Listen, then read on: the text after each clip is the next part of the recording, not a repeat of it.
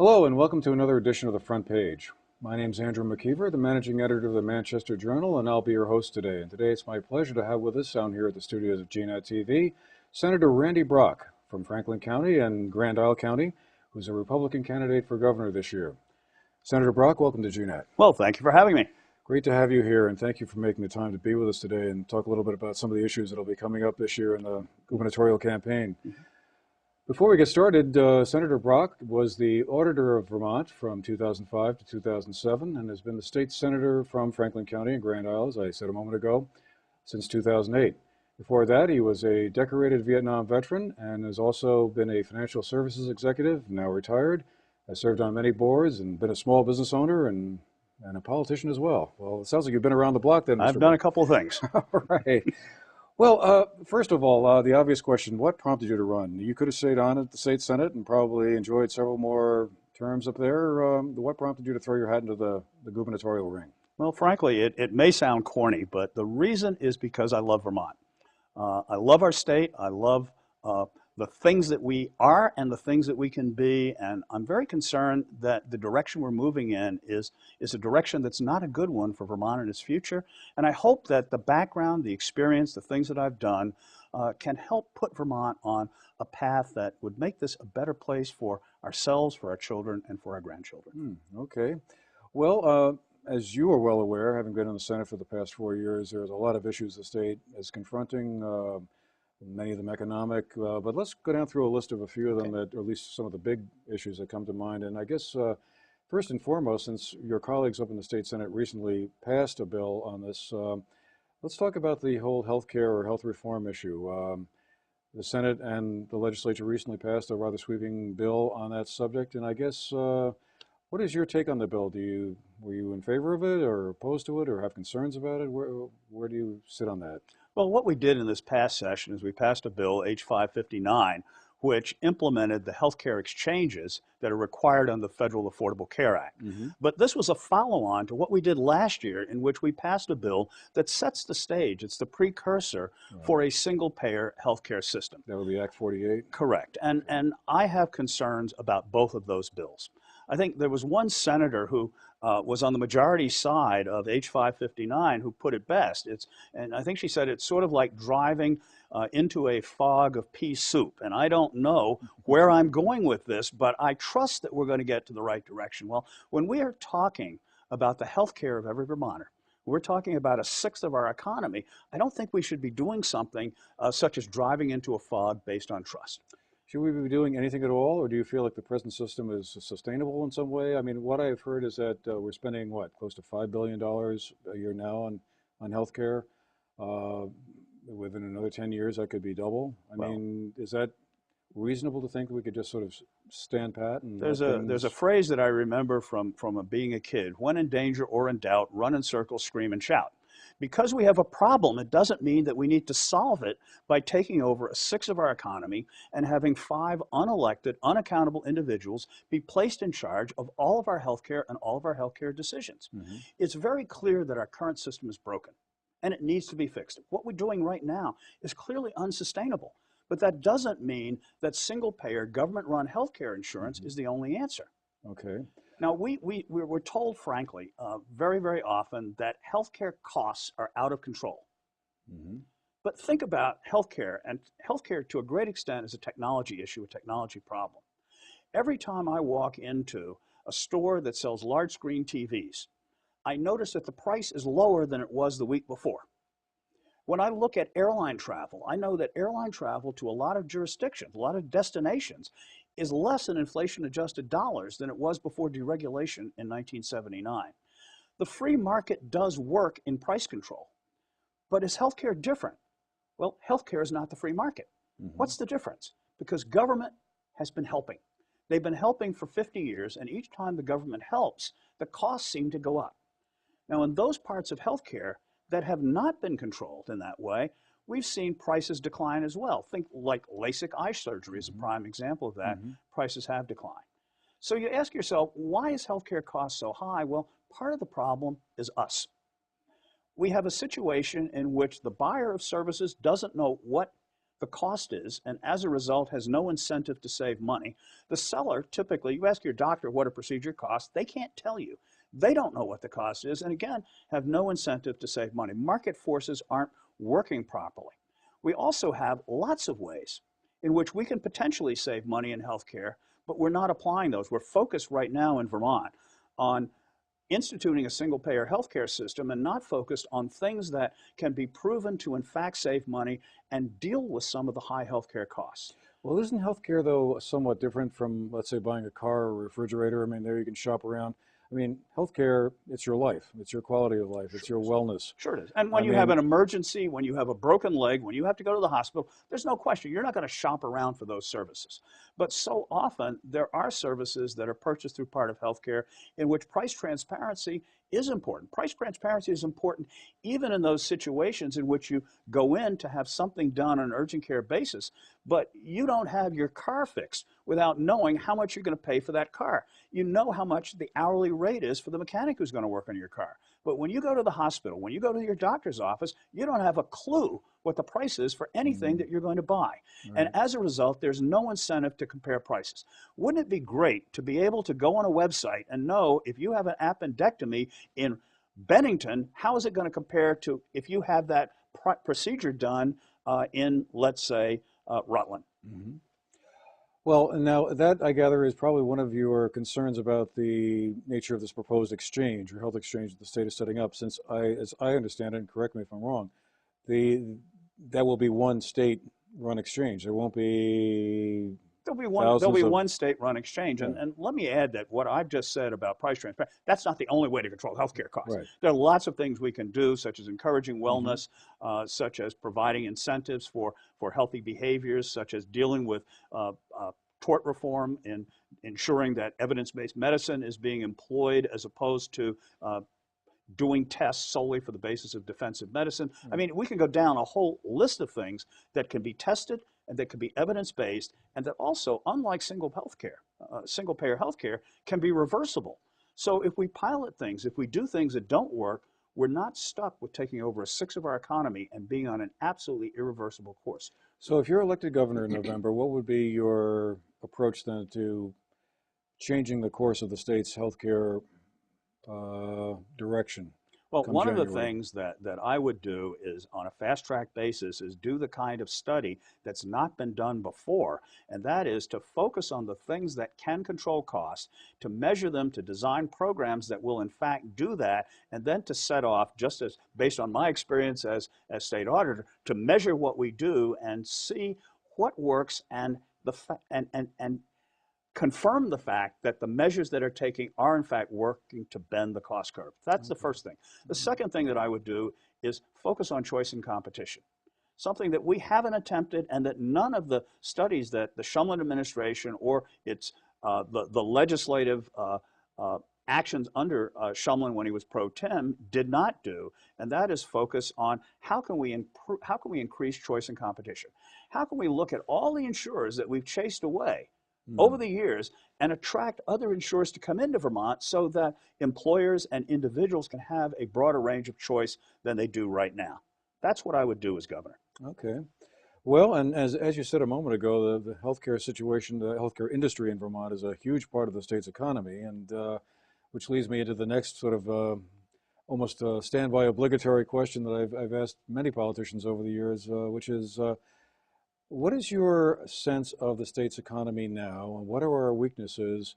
And as governor, what would be your first or your highest priorities in terms of fixing what you see as being problematic within the state's economy?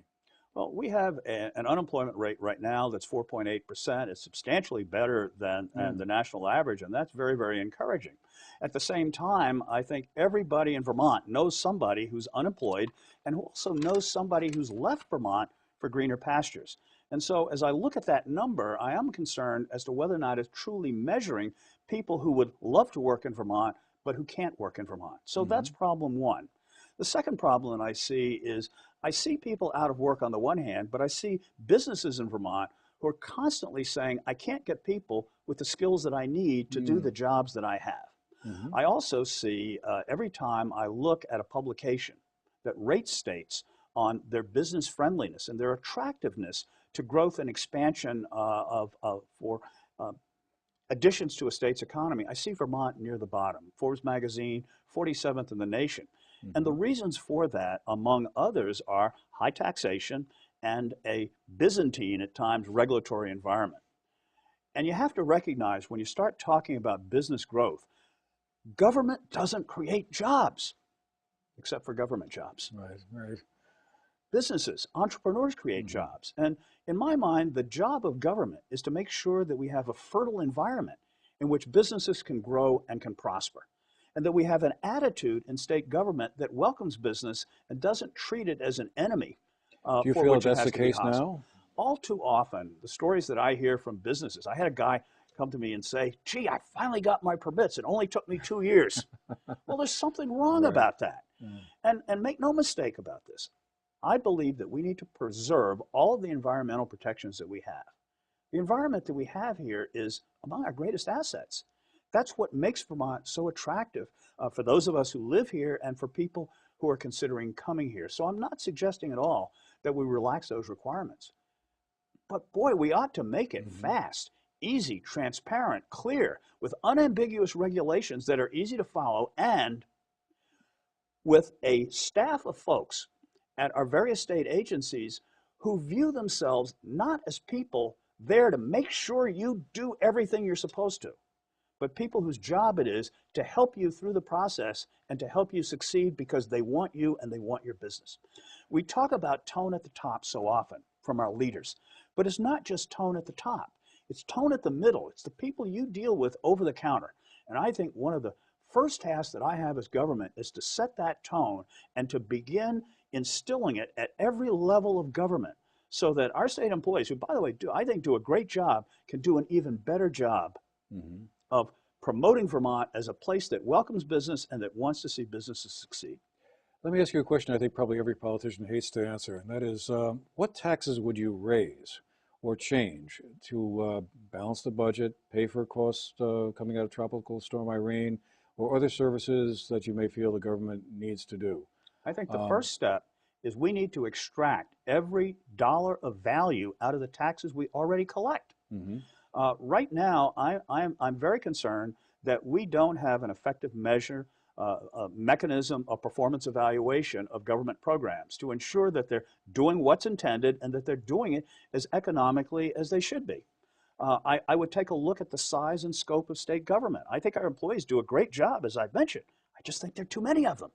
Now, that being said, do I want to lay off tons of state employees? And the answer is absolutely not. I don't. And that's why this time, right now, is one that I am particularly interested in running for governor because 25% of our state employees are scheduled to retire within the next 5 years. What better time is there to reorganize government, to make it more efficient, to use process improvement, technology, and other kinds of ways to break down some of the barriers, the duplication that we see in state government, to ensure that our performance is as optimum as it can be so that those tax dollars we're using, we get more value out of them. I've done that in the private sector. That's one of the things I'm most proud of that I did at the large company that I worked at. And you can do it with state government right now without having the mass layoffs because we don't want to add to unemployment and we don't want to break the covenant we had with people who've worked so hard for so many years. Related subject to that, of course, and again, another hardy perennial in Vermont politics is education spending. Yes. We spend an awful lot of money on education in the state, and a lot of it oftentimes seems to me to be very inefficiently allocated. Act 60, Act 68, our financing system is always sort of a poster child for, boy, at least complexity, if nothing else. We do, yeah. Um, Any tax system that has to use the coefficient of dispersion as part of the tax calculation is right. obviously complex, and that we do. And it's interesting, you know, if you look to 2000 to 2010, the per pupil spending, the cost per pupil in Vermont for spending went up 149.9% to an average of $17,000 per kid, while the enrollment went down 18.3%. Now, just for fun, I took just a curve, you know, where you take the spending and you keep it going up at that rate, and you take the enrollment and you keep it going down at that rate, and you carry it out over the years. What I wanted to see was how much would it cost to educate a kid in Vermont when there were no students in school at all. And you don't want to know what that number is. A It's shockingly clear, high one, I'm it's sure. clear that it's Yeah. unsustainable. We can't continue to do that. So what are we going to do And differently so then? as we look at the spending, let's take the spending number as a start. I served on the Senate Education Committee 2 years ago, and while there, I asked for a list of the 15 highest spending districts in the state and the 15 lowest spending districts of the state. At that time, it was a high of about 18,000 per kid and a low of about 76, 7,700 per kid. And then I said, let's take the test scores, the standardized test scores of the kids in those schools, and then lay them out. And you know what was interesting? I'm going to assume that the answer is that the ones at the lower end had the higher scores. There was no difference. Oh, There was okay. statistically, there was no difference between the two. Hmm. We then had a study done by a consulting firm this past summer looking at Act 60 as to whether or not there was fairness in terms of the distribution of education funding statewide, which is what the courts required us to do. And that study also indicated that there was no real correlation between the amount being spent per pupil and the results actually achieved. There were a bunch of other factors that made a big difference, such as the quality of teaching, the nature of the curriculum, and so on. But the amount of spending was not part of that equation. And what that tells me in a nutshell is we have a lot of inefficient use of money. And that's where I think our focus should be, is on the inefficient use of money in schools and clearly on the issue of staffing. Now, from staffing, we have the same kind of issue in our schools that we have in our state employees. We have an aging demographic, which gives us, again, a tremendous opportunity to do things differently. I think we start by looking at the 62 supervisory unions that we have in Vermont. That's a large number, huge administrative overhead over a relatively small number of students. And there, I think we can achieve some significant savings by reducing the number of supervisory unions and get more value for what we spend. The I, second thing I would look at is the student-teacher ratio. Right now, Vermont has a student-teacher ratio of about 9.8 to 1, the lowest in the nation. The average in America right now is a little over 15 to 1. And I certainly wouldn't advocate going up to huge numbers of kids per class, but a modest improvement in many schools, or modest increase in some schools from the 9.8 to 1 to somewhere around 10, 11, or 12 to 1, that could save $130 to $135 million a year alone. Reducing our supervisory unions from 62 to 16, by my calculation, could save somewhere around $30 million a year. And that's not small change. And I think those kinds of things are ways we can do it, provided we add to it some of the things that we've learned in studies that we've been doing over the past 30 years about how to improve the quality of education. I think the move to getting a Secretary of Education reporting to the governor, whether it's a Democrat governor or a Republican governor, I think is a step in the right direction by empowering the Department of Education more than it is right now, but at the same time still maintaining enough local control so that people in localities do have control over what they do. well, that's always been the rub with trying to get that student-teacher ratio up a little bit higher, because to me, that implies closing schools. I mean, how else do we get to Well, that there point? may be, And that there yeah, are a lot of yeah. localities, as I'm sure you're well Absolutely, aware, that's a that third go, rail. I mean, I know on the education committee 2 years ago, we did something unusual for Montpelier. We actually went out and listened to people, and we held hearings throughout the state, 6 or 7 different hearings to hear from people. We heard from more than 600 people, and local control was something that we heard a lot of. When we probed as to what is local control, you know, there are lots of areas where there hasn't been local control in 25 years. But right. notwithstanding it, people do want to have control over what goes on in the schools and have a say. And I think we can achieve that. The other thing, though, that we heard was that as parents, we want parent-centered decision making about our schools because we know what's good for our kids. The school board doesn't know, the Department of Education doesn't know, the school counselor doesn't know, we as parents know. And parents were telling us, look, I have 3 kids. I have 1 kid in private school, I have 1 kid in public school, I have 1 kid in special education, all in different places because those are the things that are right for my child. And I want the ability to decide that. And I believe that parent-centered education makes a great deal of sense. Let me shift over to the energy sector for a second. We've had a number of, well, again, another hardy perennial in Vermont politics, right? This year we had a very big decision on Vermont Yankee. Yeah.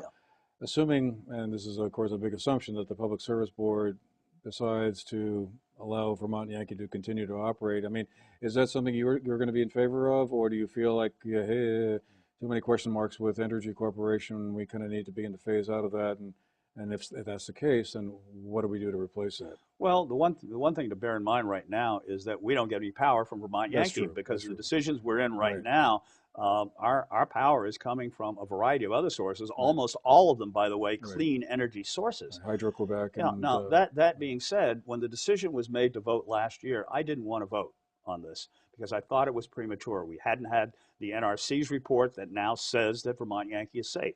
We hadn't had the results of the Attorney General's investigation on the leak. We hadn't even had our own consultant's complete report in at that time, and yet we voted. Now, before that vote, I proposed in an amendment on the floor that we explore a new state-of-the-art nuclear plant of the same kind that President Obama has been advocating, same types that are in use widely in France, that we Mhm. explore doing that as a potential replacement for Vermont Yankee on the site. That uh, didn't have any Didn't traction and work, was yeah. defeated. So when it came to the vote, I was torn because I'm not opposed to nuclear power per se.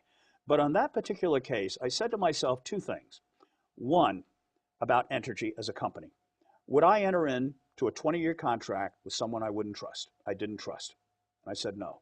Mhm. The second is that Entergy told us at that time that it was non-negotiable. They were going to spin off this plant as well as their other elderly plants into a subsidiary. And they were going to take, uh, what was it, $3.5 billion out of those combined companies and put it in the pockets of Entergy shareholders, leaving us with a debt-ridden plant that would then have to go to Wall Street, borrow another $1.5 billion to stay in operation. I couldn't vote for that either. So I voted against it, even though I wanted Mm. all things being equal. Now, that being said, the Nexus deal, the spinoff, is now dead. New York Mhm. State declined to allow that to happen. Right. We still have Entergy. And the question is, if we can provide proper oversight of energy, we can keep it on a short leash. And now with the assurance that we have from the NRC, I might revisit that position. Mhm. I'd love to have alternatives, but the alternative that we see right now, to me, makes not a lot of sense that we say an, a plant that we have oversight of, we're going to allow it to stay in operation based on what the NRC says and sell power to Connecticut and Massachusetts while we buy nuclear power from Seabrook and New Hampshire. We, That's a perverse situation. we could talk about this subject for a very long time, but there are a few more things I would want to cover before we run Yep. out of time. One of them being related to the energy situation, I think. Governor Shumlin has been very keen, as far as I can tell, from where we sit down here, to advocate for clean energy credits, Mm-hmm. tax credits, and support of solar, wind, and other alternative Mm-hmm. energy sources. As governor, if you're elected, would you be a fan of those sorts of things too, or do you have concerns or questions about that? I favor renewable energy. I think that renewable energy is a great concept, a wonderful idea. I would like, though, it to be developed with private venture capital rather than with taxpayer and ratepayer money. Hmm. What Governor Shumlin proposed this year was a renewable portfolio standard layered on top of things like the SPEED program and the standard offer. And if you think education funding is complex, you should read how this stuff actually was designed to operate. But when you clear all the smoke away, what the renewable portfolio standard meant was that we would be at 75% renewable energy within 20 years and 90% by 2050, but at a cost of $300 to $450 million to ratepayers in higher electric bills. Now, that being said, all of this was done ostensibly to reduce our carbon footprint, to save the planet. But again, when you start looking at digging in the numbers, which I have a tendency to do, unfortunately, what I found was by the Public Service Department's own statistics, this would reduce our carbon footprint by less than 3% in 20 years. That to me was not a good trade-off because when you start looking at things like that, it becomes a Robin Hood in reverse, in that it's the poor and working Vermonter who pays the same amount per kilowatt hour as the wealthy, who has to pay the bill for these renewables, which in some cases are 4, 5, and 6 times the cost of the market rate for electricity that we get right now. And who gets the benefit from that? Well, if you look at wind turbines, that are in people's backyards. They're in the backyards of typically rather affluent families who, along with the renewable energy providers, the companies that sell these systems, are the ones who can benefit from the tax credits and subsidies that they get as a result. Mm. So we have the poor subsidizing the rich, which I don't think makes a whole lot of sense. One final question then, and sort of related to that, you and your legislative colleagues spent a fair amount of time this session debating this merger between Central Vermont Public Service and Green Mountain Power. And this flashpoint of the $21 million seemed to preoccupy a lot of everyone's attention. What was your take on that whole situation? Was the deal that was fashioned where Green Mountain Power, as I understand it, and you were more well versed in this than I am probably, offering $45 million worth of weatherization and efficiency improvements? So was that a fair trade-off to that $21 million that ratepayers in, I think it was 2002, fronted to CVPS to help them go what a rough happened in patch? a nutshell was that there was a decision in 2001 that came about when Central Vermont Public Service was facing bankruptcy. Public Service Board allowed them to increase rates to ratepayers. The ratepayers, though, a promise was made in that order that in the event of a windfall profit, such as the sale of the company, that money would be paid back in some manner. It was left to the Public Service Board to determine precisely how. Fast forward to today. The utilities, along with the Shumlin administration's Public Service Department, excuse me, agreed to allow the ratepayers to be paid back through, excuse me, recovering from bronchitis, allowed them to be paid back through thermal efficiencies and a variety of efficiency projects. So that would not have been a fair trade-off? I mean, one could argue when that you can consider what happens, though, those efficiencies would be then added to the rate base. And instead of paying back the ratepayers who paid the money in, they would go to efficiencies and other things that would form some sort of, quote, societal benefit. How you'd measure that, I'm not sure. Then the efficiency investments would be added to the rate base, and the ratepayers would be billed for it again. That was the shell game part of it that seemed to get, I think, a lot of folks upset, more than the question of like whether or not we're going to get $76 back in either and whether it's $76 or whatever it is. The point is, it's the ratepayers' money. And I got a letter from an elderly woman. She's 78 years old. Her husband is 80. And she said, you know, when they asked us to pay in this money, we did it, and we did it for years. And we've lived in our house since then, and we've weatherized it as best we could. We've put in the efficiencies we need. We've, you know, sealed our windows and so on. And now, when they've got the money back, they won't give it to us. They're going to invest it in thermal efficiency and other kinds of things, and we'll never see the results of it, and that's not fair. And she's right. It's not fair. Well, I guess then that's to be continued, since that case is now before the Public Service Board, and the whole issue of it being an open docket well, here's one thing. We did in the Senate. We passed in the Senate overwhelmingly a bill, an amendment to a bill that essentially said in such a case where there's a windfall profit, that the results of that profit should be distributed back either in cash or in credits, such as credits on a bill, back to the ratepayers in the territory in which those expenditures were made. Unfortunately, it didn't survive the conference committee with the House. Now, some argued that, well, you're interfering in an open docket of a quasi-judicial board, the Public Service Board. Well, wait a minute. It's not the judiciary. It's not the courts, which is a separate branch. The Public Service Board is a creature of the legislature. The legislature makes policy that the Public Service Board follows. And to say that the legislature has to wait until every docket is closed before it changes a policy is absurd. Yeah, well, I know there have been at least a couple of instances where that was not apparently a major stumbling block in the past. But well, that's right. I mean, I don't like potentially interfering in open dockets either, but this was such an egregious case, and it was so wrong and so arrogant for government and the utilities to think that it could take the ratepayers' money and then use it as it saw fit for its own pet programs, for programs that weren't funded in the general fund and now are being funded by the money that the ratepayers paid years ago in order to keep that company from going broke. That was not right. Well, Senator Brock, again, thank you very much for being with us today. A real pleasure to talk with you, and good luck down the road as you go forward in your campaign. And perhaps we'll have a chance to talk again back here when a few months go by. Great. Well, thanks so much. All right. Thank you, sir, and good luck. And thank all of you for watching today. This has been The Front Page on GNAT TV. My name's Andrew McKeever, Managing Editor of the Manchester Journal. Pleasure having you with us today, and we'll see you the next time.